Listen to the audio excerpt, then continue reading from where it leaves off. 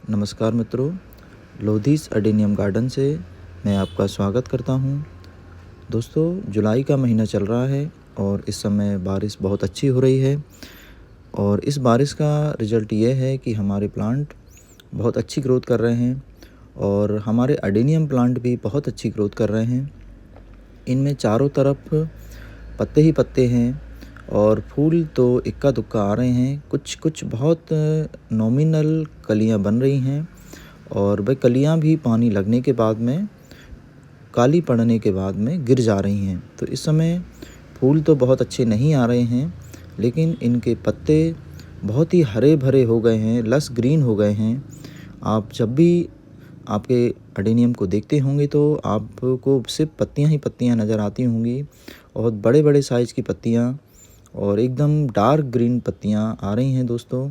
और इनके कॉडेक्स भी बहुत अच्छे हेल्दी हो गए हैं और इन्होंने पूरा जो पानी है अपने अंदर स्टोर कर लिया है। तो बारिश में अडेनियम की ग्रोथ बहुत अच्छी होती है दोस्तों, लेकिन साथ ही साथ में कुछ चुनौतियां भी अडेनियम को आती हैं और उन्हीं चुनौतियों के बारे में मैं आपको बताऊंगा। और कुछ केयर टिप्स अगर आप फॉलो करेंगे तो आपके अडेनियम बारिश में बढ़िया स्वस्थ रहेंगे और अच्छी ग्रोथ करेंगे। और अगर इनमें कुछ फ्लावरिंग भी आएगी तो इसी विषय पे एक वीडियो है दोस्तों। और अगर आपको ये वीडियो अच्छा लगे तो आप इसको लाइक कीजिएगा और अगर अभी तक आपने चैनल को सब्सक्राइब नहीं किया है तो चैनल को सब्सक्राइब कर लीजिएगा और अपने दोस्तों के साथ शेयर ज़रूर कीजिएगा दोस्तों। तो सबसे पहली जो केयर टिप्स है दोस्तों, आप कोई अच्छा सा एक फंगिसाइड लीजिएगा, कॉन्टैक्ट और सिस्टोमेटिक फंगिसाइड एक कोई लीजिएगा और उस फंगिसाइड को, इसका जो मीडिया है, मीडिया आपका कोई सा भी हो सकता है, उस मीडिया में आप स्प्रिंकल कर दीजिए जिससे बारिश का पानी मीडिया में लगे तो पानी के साथ साथ में ये जो फंगिसाइड है ये भी मीडिया के अंदर चला जाए और अगर इसमें कहीं कोई फंगस क्रिएट हो रही है, कोई सड़न आ रही है इसमें, तो उसको ये धीरे धीरे करके ख़त्म कर दे। तो पहला टिप्स दोस्तों ये है और ये बहुत ज़रूरी टिप्स है बारिश के मौसम में कि आप कोई भी अच्छी कंपनी का एक कॉन्टैक्ट और सिस्टोमेटिक फंगिसाइड लीजिए और लेने के बाद में उसको जो मीडिया है उसके ऊपर आप डाल दीजिए। दूसरी टिप्स है दोस्तों कि आपका मीडिया बेल ड्रेन मीडिया आपका होना चाहिए। जैसे आप देख रहे हैं इसमें रेत और ईंट, सिंडर इस टाइप का मीडिया है। ये एक मीडिया आप देख रहे होंगे तो इसमें राइस हस्क और सिंडर है, इसमें लाइट वेट है, इसमें सॉइल बिल्कुल भी नहीं मिली है। तो इस टाइप का मीडिया आप बनाइए तो आपका कोई भी प्लांट ख़राब नहीं होगा और इसमें ओवर वाटरिंग भी नहीं होती है। देखिए आप, इतनी बारिश होने के बाद भी अभी हमारा मीडिया एकदम ड्राई है, कहीं इसमें कोई वाटर की लॉगिंग नहीं हो रही है, वाटर रुक नहीं रहा है। जैसे ये वाला भी आप देख रहे होंगे तो इसमें राइस हस्क और रेत है, इसमें भी सॉइल मीडिया नहीं मिला है। तो आप जो भी मीडिया आप बनाएं वो ऐसा मीडिया बनाएं जो बेल ड्रेन हो, इसमें पानी बिल्कुल भी ना रुके। मीडिया हमारे अडेनियम के लिए बहुत ही एक आवश्यक तत्व है। अगर मीडिया हमारा अच्छा है तो हमारे जो अडेनियम है वो बहुत अच्छी ग्रोथ करेंगे। और फ्लावरिंग तो इनमें जब जैसे इनका मौसम आता है तो ये ऑटोमेटिक फ्लावरिंग करते ही रहते हैं। जैसे आप ये देखेंगे कि ये इसमें कुछ सॉइल मिली हुई है, इसलिए मैंने इसको थोड़ा सा सैडी लोकेशन में रखा है कि इसमें पानी ना रुके। ये एक सिंडर मीडिया में लगा हुआ प्लांट है और ये भी बढ़िया हेल्दी है। इसमें भी मैंने फंगिसाइड डाल के रखा है।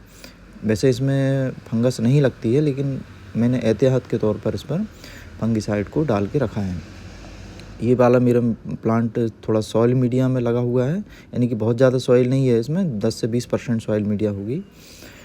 ये कटिंग से लगा हुआ प्लांट है दोस्तों, देखिए आप कितना बढ़िया इसका कॉडेक्स बना है। तो मीडिया आप दोस्तों बेल ड्रेन बना के रखिए, ये अडेनियम की बहुत महत्वपूर्ण और अति आवश्यक शर्त है। अगली टिप्स ये दोस्तों कि आप गमलों की साफ़ सफाई करते रहिएगा। इनमें पत्तियाँ, फूल या अन्य कोई, जैसे मान लीजिए कोई ऐसा कोई चीज़ गिर रही है, जैसे ये खरपतवार है, पत्तियाँ हैं, इन सबको हमको समय समय पर हटाते रहना होगा। और अगर इसको आप नहीं हटाएंगे तो यह पानी के साथ साथ में ये पत्तियाँ सड़ेंगी, और सड़ने के बाद में ये सड़न धीरे धीरे करके जैसे पानी गिरेगा तो नीचे चली जाएंगी, तो इससे सड़न होगा। और देखिए आप जैसे ये पत्तियां हैं, इनको भी हमको हटाते रहना है। जैसे पीली पत्तियां अगर हो रही हैं प्लांट में, तो उनको भी हमको रिमूव करते रहना है। अब इस प्लांट में ये अच्छा स्वस्थ प्लांट है, लेकिन पता नहीं क्यों उसकी सारी पत्तियां येलो हो गई हैं और लगभग सारी पत्तियां इसकी गिर गई हैं। तो मुझे इसको थोड़ा सा विशेष देखभाल में इसको रखना होगा, नहीं तो ये हमारा जैसे अभी ये खुले उसमें रखा रहेगा तो इसमें पत्तियां तो है नहीं है, ओवर वाटरिंग अगर इसमें हो गई तो ये प्लांट हमारा ख़राब भी हो सकता है। वैसे अभी कोडेक्स वगैरह सब इसका अच्छा है। तो हमको अडेनियम की जो येलो पत्तियां अगर हो रही हैं कहीं किसी उससे, तो उनको हमको समय समय पर हटाते रहना है। जैसे आप ये देख रहे होंगे तो ये एक पत्ती येलो है लेकिन अभी गिर नहीं रही है, तो मैं इसको धीरे से तोड़ दूंगा यहाँ से। इसका डंठल उसी में लगा रहने दूंगा, डंठल ऑटोमेटिक 1-2 दिन में खुद ब खुद गिर जाएगा। तो हमको पीली पत्तियां अगर हो रही हैं उनमें क्या होता है, कई बार जो कीट होते हैं, जो इंसेक्ट होते हैं, वो इनका पत्तियों के नीचे लग जाते हैं और वह पत्तियों को ख़राब कर देते हैं। तो हमें ऐसी पत्तियों को प्लांट से ज़रूर ही हटाना चाहिए, नहीं तो क्या होगा कि प्लांट हमारे उन पत्तियों से सड़न उनमें लग जाती है वहाँ से। अगला एक महत्वपूर्ण टिप्स है दोस्तों, इस पे भी आपको बिल्कुल ध्यान रखते रहना चाहिए। जैसे एक और आप देखेंगे इसमें ऊपर कुछ गिरा है, इसमें शायद कलियां बनी थी, तो ये कलियां सड़ गई हैं। तो अगर मैं इनको नहीं हटाऊंगा तो यहीं से क्या होगा, फंगस बनना शुरू होगा और फिर पूरी स्टेम में वो फंगस चला जाएगा।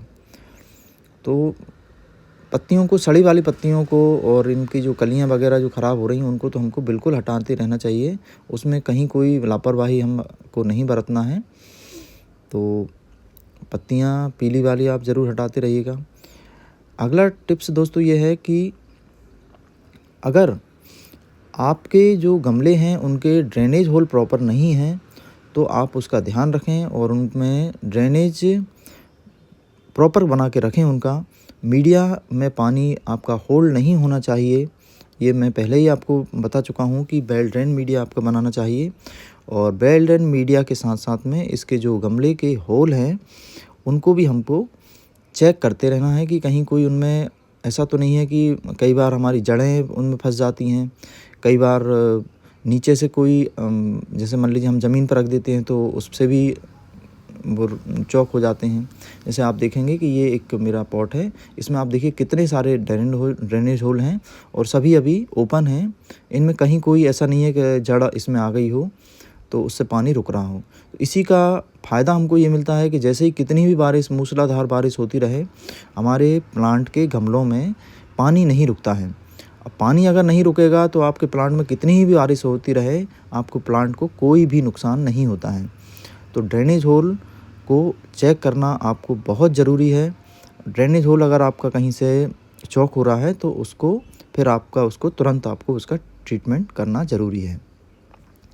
अगला टिप्स ये है दोस्तों कि आपको इनको फुल सनलाइट में रखना है, ओपन आकाश में आप रखें, क्योंकि ओपन आकाश में ये रहेंगे तो इनमें कुछ इनको मतलब हमको एहतियात तो बरतना पड़ती है, लेकिन ये जितनी ग्रोथ साल भर में नहीं करेंगे उतनी ग्रोथ ये 2 से ढाई महीने के, हमारी 2 महीने की लगभग बारिश होती है, उस बारिश में ये कर लेते हैं। इस समय उनका जो कोडेक्स होता है बहुत ज़्यादा फूल जाता है और बारिश के बाद उतना कोडेक्स की ग्रोथ नहीं हो पाती है जितनी ये बारिश में ग्रोथ कर लेते हैं।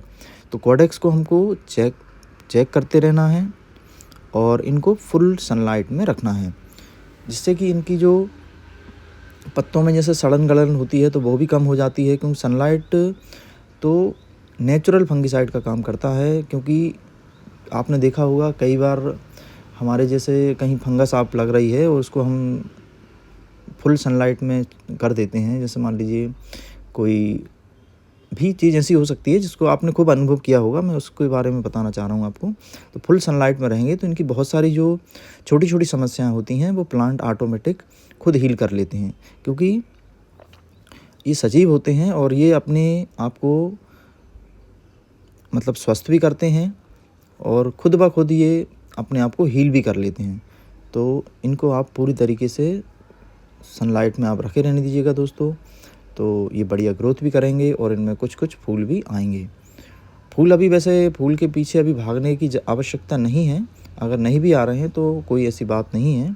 आप इनके जो ग्रीन ग्रोथ है उसका आप आनंद लीजिए।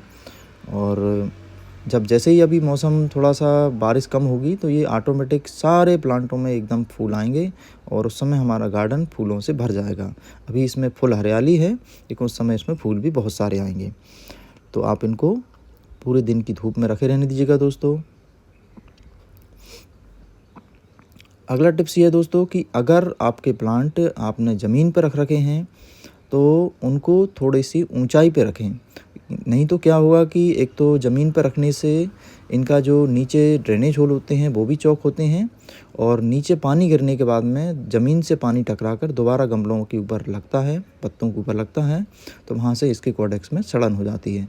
अब आप देखेंगे जैसे ये मेरा ज़मीन पर रखा हुआ है, ऐसे ना रख कर हमको इस टाइप की या तो स्टैंड पर रख लें इनको, या कोई गमले के ऊपर गमला आप रख लें। तो इससे क्या होगा कि अनावश्यक वाटर जो है इनमें होल्ड नहीं होगा और हमारे प्लांट स्वस्थ बने रहेंगे।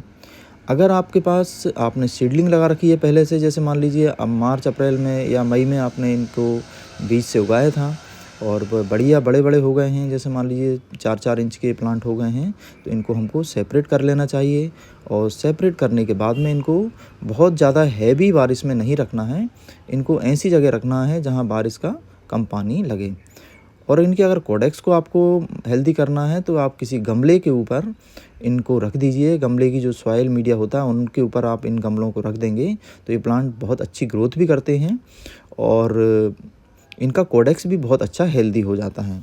क्योंकि मैंने पिछली बारिश में कुछ प्लांट ऐसे थे मेरे जो कि बहुत छोटे छोटे थे, और मैंने जो कुछ मेरे दूसरे प्लांट लगे थे उन प्लांटों, क्योंकि मेरे पास जगह की वैसे ही कमी रहती है, तो मैंने क्या किया था उन गमलों के अंदर में इन छोटे छोटे जो 2-2, 3-3 इंच के गमले थे अडेनियम के, उनको रख दिया था।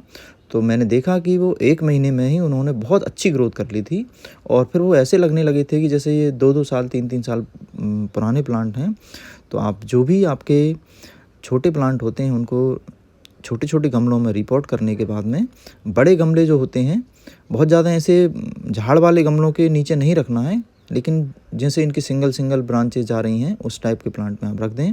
तो उससे क्या होगा, इनको नीचे से भी मॉइस्चर को ये लेते हैं, उनकी एनर्जी जो बड़े गमलों में हम जैसे खाद वगैरह डाल के रखते हैं उसको खींच लेते हैं, और ऊपर से भी इनको डायरेक्ट पानी लगता है तो इनका कॉडेक्स बहुत बढ़िया ग्रोथ कर लेता है दोस्तों।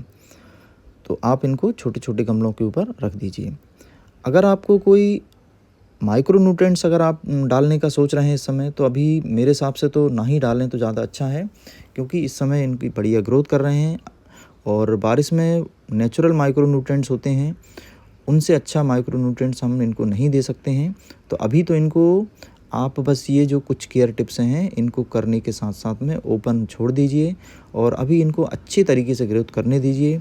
ना तो इन पर अनावश्यक फ्लावर की तरफ आप बहुत ज़्यादा चिंता कीजिए, और ना ही ये सोचिए कि हमारे प्लांट में हम और माइक्रो न्यूट्रिएंट्स डालेंगे तो और ग्रोथ करेगा, क्योंकि बहुत अच्छी ग्रोथ इनमें हो रही है।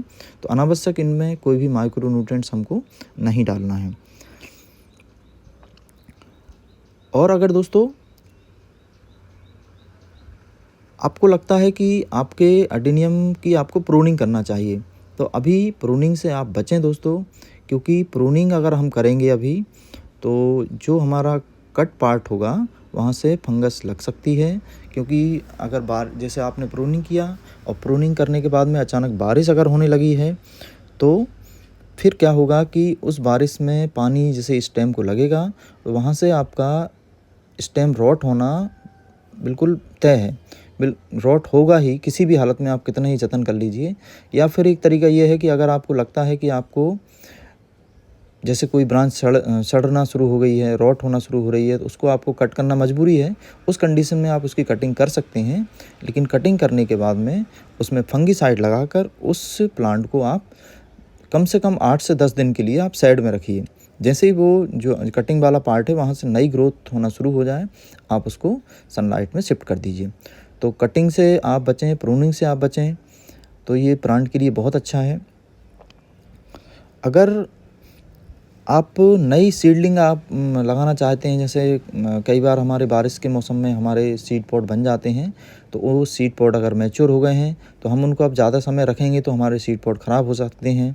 तो अगर आपके पास सीड पॉट हैं, नए सीड बने हैं, तो आप उनको भी लगा सकते हैं।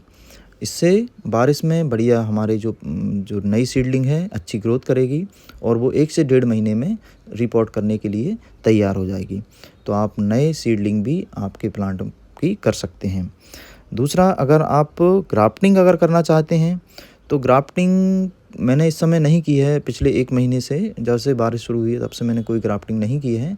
लेकिन अगर आप चाहते हैं कि आप ग्राफ्टिंग करें तो उस प्लांट को आप 8 से 10 दिन के लिए पहले आप साइड में रख लीजिए। जैसे ही उसका मीडिया ड्राई हो जाए और जिस प्लांट की आपको ग्राफ्टिंग लेना है, जिस प्लांट का कलर आपको लेना है, उस प्लांट को भी आपको छाँव में रखना होगा और छाँव में रखने के बाद में फिर उसकी ग्राफ्टिंग आप करें। और ग्राफ्टिंग करने के बाद में उस दोनों प्लांटों को आप साइड में रखिए। फिर जब उसमें नई ग्रोथ शुरू हो जाए तब आप जो जिसमें आपने ग्राफ्टिंग की है उसको आप शिफ्ट कर दीजिए। और जिस प्लांट से आपने ग्राफ्टिंग ली थी उसको तो आप 4-5 दिन आप छाँव में रखने के बाद में उसको ओपन में आप शिफ्ट कर सकते हैं। उसको कोई ऐसा नुकसान नहीं होगा, तो आप ग्राफ्टिंग कर सकते हैं। वैसे इस समय थोड़ा सा टिपिकल होता है ग्राफ्टिंग करना, क्योंकि मॉइस्चर के कारण हमारा जो ग्राफ्टिंग हम करते हैं वो फेल हो जाता है।